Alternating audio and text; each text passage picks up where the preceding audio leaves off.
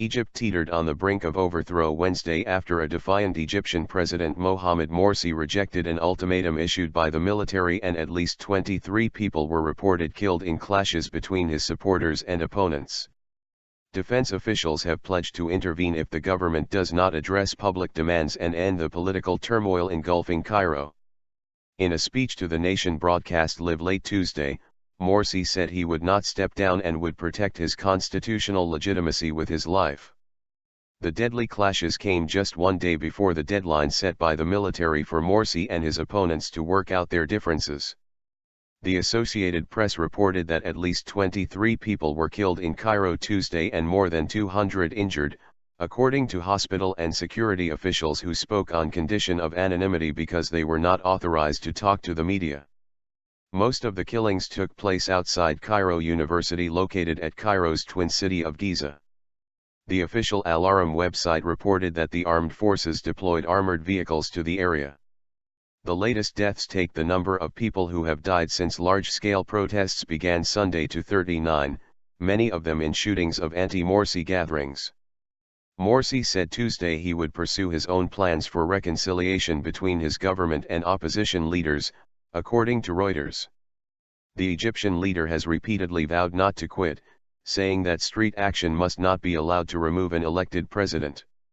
At the same time, Morsi has offered no concessions, although his opponents appear in no mood to accept anything short of his removal. His Islamist supporters, some hardliners who belong to formerly armed militant groups, have vowed to defend him.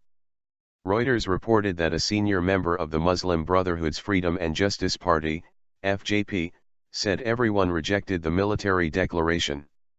The leaking of the military's so-called political roadmap appeared aimed at adding pressure on Morsi by showing the public and the international community that the military has a plan that does not involve a coup. On his official Twitter account, Morsi urged the armed forces to withdraw their ultimatum and said he rejects any domestic or foreign dictates. The army has insisted it has no intention to take power. But the reported roadmap showed it was ready to replace Morsi and make a sweeping change in the ramshackle political structure that has evolved since Mubarak's fall in February 2011. The constitution and domination of the legislature after elections held in late 2011, early 2012 are two of the Islamists and Brotherhood's most valued victories, along with Morsi's election last year. At least one anti-Morsi TV station put up a clock counting down to the end of the military's ultimatum, putting it at 4 p.m. Wednesday, 14 o'clock GMT, 10 a.m. EDT, though a countdown clock posted online by Morsi opponents put the deadline at 5 p.m.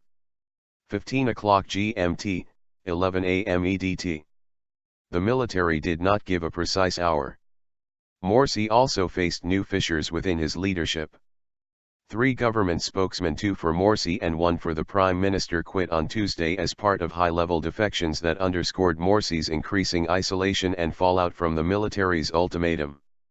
5 cabinet ministers, including the foreign minister, resigned Monday, and a 6th, sports minister El Amri Farouk, also quit Tuesday. One ultra-conservative Salaf party, Al-Nur, also announced its backing for early elections. The party was once an ally of Morsi but in recent months has broken with him.